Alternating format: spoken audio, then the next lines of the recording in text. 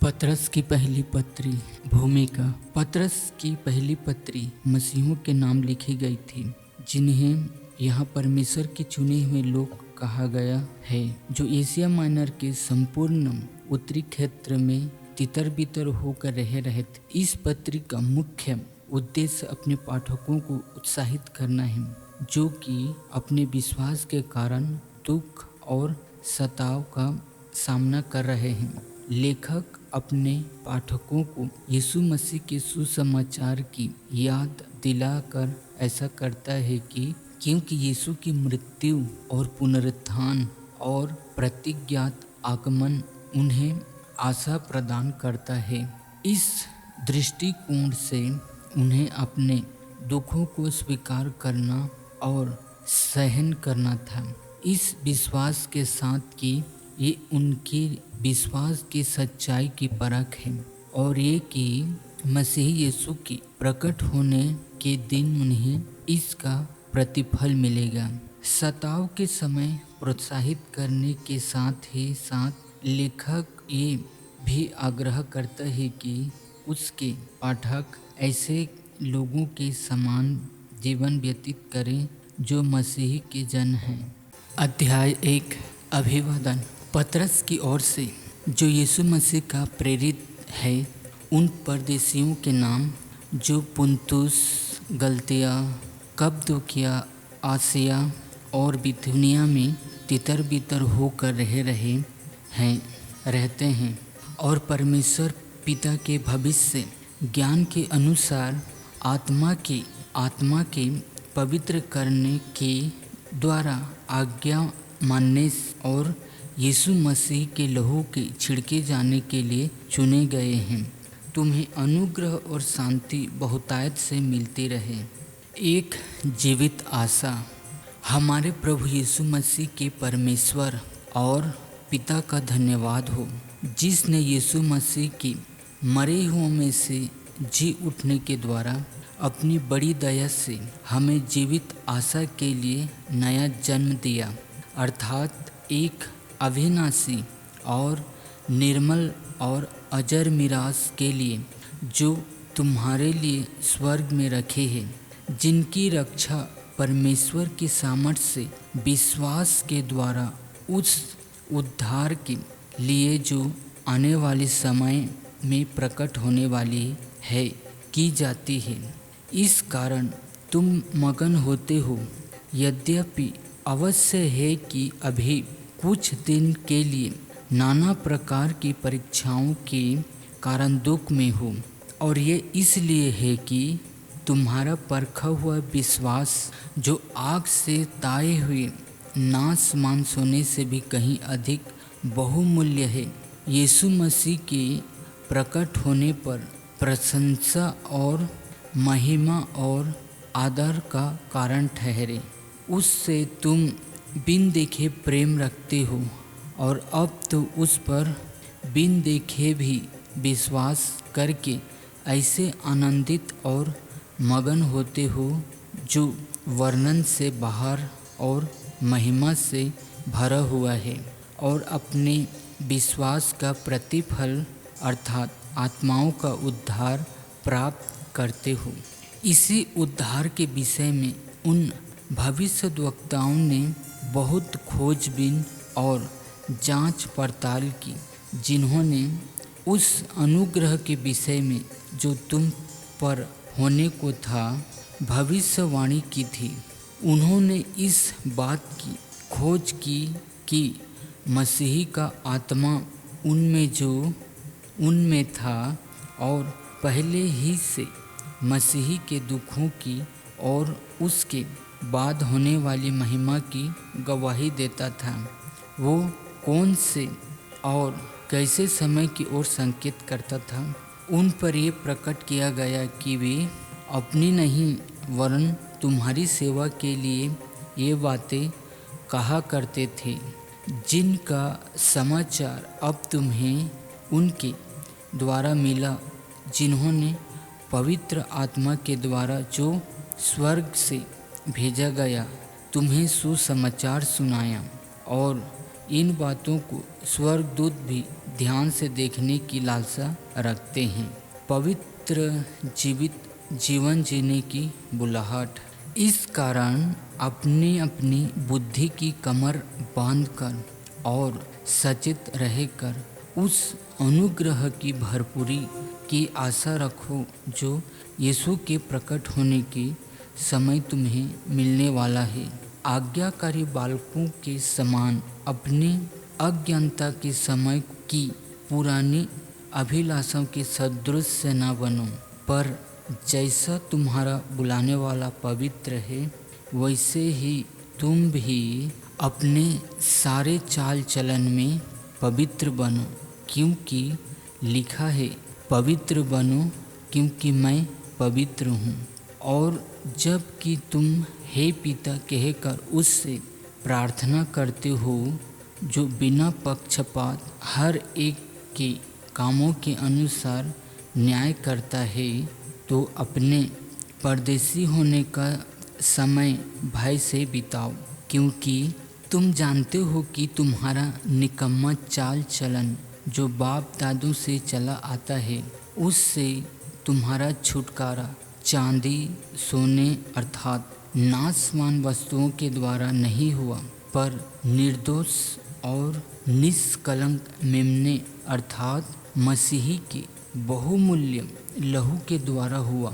उसका ज्ञान तो जगत की उत्पत्ति के पहले ही से जाना गया था, पर अब इस अंतिम युग में तुम्हारे लिए प्रकट हुआ। उसके द्वारा तुम उस परमेश्वर पर विश्वास करते हो जिसने मरे हुओं में से जिलाया और महिमा दी कि तुम्हारा विश्वास और आशा परमेश्वर पर हो। अतः जब कि तुमने भाईचारे की निष्कपट प्रीति के निमित्त सत्य के मानने से अपने मनों को पवित्र किया है, तो तन मन लगाकर एक दूसरे से अधिक प्रेम रखो, क्योंकि तुमने नाशवान नहीं पर अविनाशी बीज से परमेश्वर के जीवते और सदा ठहरने वाले वचन के द्वारा नया जन्म पाया है। क्योंकि हर एक प्राणी घास के समान है और उसकी सारी शोभा घास के फूल के समान है। घास सूख जाती है और फूल झड़ जाता है, परंतु प्रभु का वचन युगानुयुग स्थिर रहता है। और यही सुसमाचार का वचन है जो तुम्हें सुनाया गया है। अध्याय 2 जीवित पत्थर और पवित्र प्रजा। इसलिए सब प्रकार का बैरभाव और छल और कपट और डाहा और निंदा को दूर करके नए जन्मे हुए बच्चों के समान निर्मल आत्मिक दूध की लालसा करो, ताकि उसके द्वारा उद्धार पाने के लिए बढ़ते जाओ। क्योंकि तुमने प्रभु की कृपा का स्वाद चख लिया है। उसके पास आकर जिसे मनुष्य ने तो निकम्मा ठहराया, परंतु परमेश्वर के निकट चुना हुआ और बहुमूल्य जीवता पत्थर है। तुम भी आप जीवते पत्थरों के समान आत्मिक घर बनते जाते हो, जिससे याजकों का पवित्र समाज बनकर ऐसे आत्मिक बलिदान चढ़ाओ जो यीशु मसीह के द्वारा परमेश्वर को ग्रहण हो। इस कारण पवित्र शास्त्र में भी आया है, देखो मैं सियोन में कोने के सिरे का चुना हुआ और बहुमूल्य पत्थर धरता हूँ, और जो कोई उस पर विश्वास करेगा वो किसी रीति से लज्जित नहीं होगा। अतः तुम्हारे लिए जो विश्वास करते हो तो वो तो बहुमूल्य है, पर जो विश्वास नहीं करते उनके लिए जिस पत्थर को राजमिस्त्रियों ने निकम्मा ठहराया था, वही कोने का सिरा हो गया और ठेस लगने का पत्थर और ठोकर खाने की चट्टान हो गया है। क्योंकि वे तो वचन को न मानकर ठोकर खाते हैं और इसी के लिए वे ठहराए भी गए थे। पर तुम एक चुना हुआ वंश और राज पदधारी याजकों का समाज और पवित्र लोग और परमेश्वर की निज प्रजा हो गए हो, इसलिए कि जिसने तुम्हें अंधकार में अपनी अद्भुत ज्योति में बुलाया है उसके गुण प्रकट करो। तुम पहले तो कुछ भी नहीं थे, पर अब परमेश्वर की प्रजा हो। तुम पर दया नहीं हुई थी, पर अब तुम पर दया हुई है। मसीही की उत्तरदायित्व।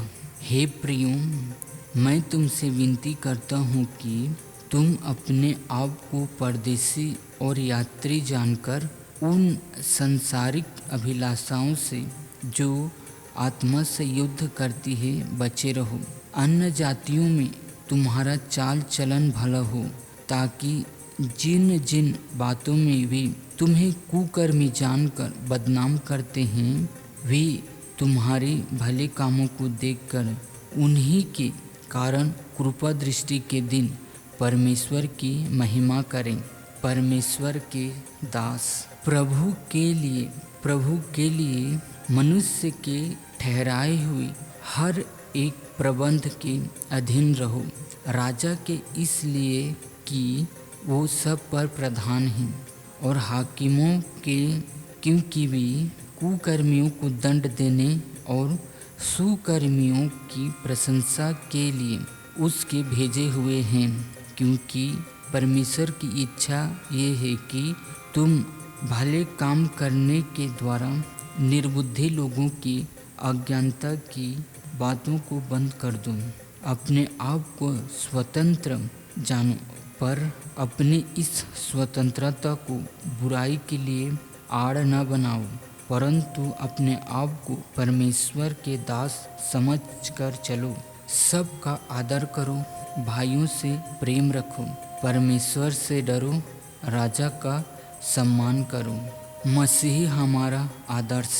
हे सेवकों, हर प्रकार के भय के साथ अपने स्वामियों के अधीन रहो, न केवल उनके जो भले और नम्र हों, उनके भी जो कुटिल हों। क्योंकि यदि कोई परमेश्वर का विचार करके अन्याय से दुख उठाता हुआ क्लेश सहता है तो ये सुहावना है। क्योंकि यदि तुमने अपराध करके घूसे खाए और धीरज धरा तो इसमें क्या बड़ाई की बात है। पर यदि भला काम करके दुख उठाते हो और धीरज धरते हो तो ये परमेश्वर को भाता है, और तुम इसी के लिए बुलाए भी गए हो। क्योंकि मसीही भी तुम्हारे लिए दुख उठाकर तुम्हें एक आदर्श दे गया है कि तुम भी उसके पद चिन्ह पर चलो। ना तो उसने पाप किया और ना उसके मुंह से छल की कोई बात निकली। वो गाली सुनकर गाली नहीं देता था, न और दुख उठाकर किसी को भी धमकी नहीं देता था, पर अपने आप को सच्चे न्याय के हाथ में सौंपता था।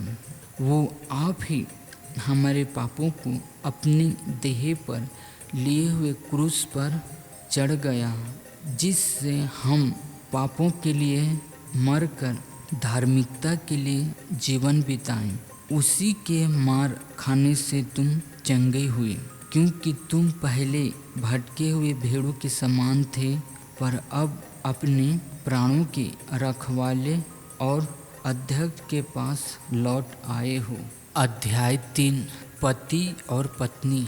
हे पत्नियों, तुम भी अपने पति के अधीन रहो, इसलिए कि यदि इनमें से कोई ऐसे हों जो वचन को न मानते हों, तो भी तुम्हारे भय सहित पवित्र चाल चलन को देखकर बिना वचन के अपनी अपनी पत्नी की चाल चलन के द्वारा खींच जाएं। तुम्हारा श्रृंगार दिखावटी न हो, अर्थात बाल गूंथना और सोने के गहने या भांति भांति के कपड़े पहनना, वरन तुम्हारा छिपा हुआ और गुप्त मनुष्यत्व, नम्रता और मन की दीनता की अविनाशी सजावट से सुसज्जित रहें, क्योंकि परमेश्वर की दृष्टि में इसका मूल्य बड़ा है। पूर्व काल में पवित्र स्त्रियां भी जो परमेश्वर पर आशा रखती थी, अपने आप को इसी रीति से संवारती और अपने अपने पति के अधीन रहती थी, जैसे सारा अब्राहम की आज्ञा में रहती और उसे स्वामी कहती थी। इसी प्रकार तुम भी यदि भलाई करो और किसी प्रकार के भय से भयभीत ना हो तो उसकी बेटियां ठहरोगी। वैसे ही हे पतियों, तुम भी बुद्धिमानी से पत्नियों के साथ जीवन निर्वाह करो और स्त्री को निर्बल पात्र जानकर उसका आदर करो, ये समझकर कि हम दोनों जीवन के वरदान के वारिस हैं, जिससे तुम्हारी प्रार्थनाएं रुक न जाएं। भलाई करने के कारण सताओ, अतः सब के सब एक मन और कृपामय और भाईचारे की प्रीति रखने वाले और करुणामय और नम्र बनो। बुराई के बदले बुराई मत करो और न गाली के बदले गाली दो, पर इसके विपरीत आशीष ही दो, क्योंकि तुम आशीष के वारिस होने के लिए बुलाए गए हो। क्योंकि जो कोई जीवन की इच्छा रखता है और अच्छे दिन देखना चाहता है, वो अपनी जीभ को बुराई से और अपने होठों को छल की बातें करने से रोके रहे। वो बुराई का साथ छोड़े और भलाई ही करे। वो मेल मिलाप को ढूंढे और उसके यत्न में रहे, क्योंकि प्रभु की आंखें धर्मियों पर लगी रहती है और उसके कान उनकी विनती की ओर लगे रहते हैं। परंतु प्रभु बुराई करने वालों के विमुख रहता है। यदि तुम भलाई करने के लिए उत्तेजित रहो तो तुम्हारी बुराई करने वाला फिर कौन है? यदि तुम धर्म के कारण दुख भी उठाओ तो धन्य हो, पर लोगों के डराने से मत डरो और न घबराओ, पर मसीह को प्रभु जानकर अपने अपने मन में पवित्र समझो। जो कोई तुमसे तुम्हारी आशा के विषय में कुछ पूछे, उसे उत्तर देने के लिए सर्वदा तैयार रहो, पर नम्रता और भय के साथ, और विवेक भी शुद्ध रखो।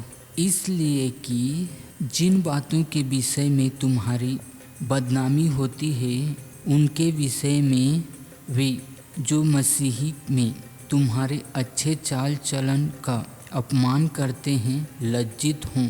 क्योंकि यदि परमेश्वर की यही इच्छा हो कि तुम भलाई करने के कारण दुख उठाओ, तो ये बुराई करने के कारण दुख उठाने से उत्तम है। इसलिए कि मसीही ने भी अर्थात अधर्मियों के लिए धर्मी ने पापों के कारण एक बार दुख उठाया, ताकि हमें परमेश्वर के पास पहुँचाए। वो शरीर के भाव से तो घात किया गया, पर आत्मा के भाव से जिलाया गया। उसी में उसने जाकर कैदी आत्माओं को भी प्रचार किया, जिन्होंने उस बीते समय में आज्ञा न मानी, जब परमेश्वर नूह के दिनों में धीरज धर कर ठहरा रहा और वो जहाज बना रहा था, जिसमें बैठकर थोड़े अर्थात 8 प्राणी पानी के द्वारा बच गए। उसी पानी का दृष्टांत भी अर्थात बपतिस्मा यीशु मसीह की जी उठने के द्वारा अब तुम्हें बचाता है। इससे शरीर के मैल को दूर करने का अर्थ नहीं है, परंतु शुद्ध विवेक से परमेश्वर के बस में हो जाने का अर्थ है।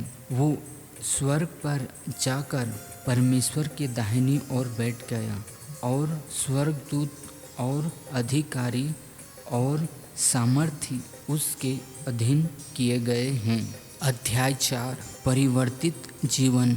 इसलिए जबकि मसीही ने शरीर में होकर दुख उठाया तो तुम भी उसी मनसा को हथियार के समान धारण करो, क्योंकि जिसने शरीर में दुख उठाया वो पाप से छूट गया, ताकि भविष्य में अपना शेष शारीरिक जीवन मनुष्य की अभिलाषाओं के अनुसार नहीं वरन परमेश्वर की इच्छा के अनुसार जीवन व्यतीत करें।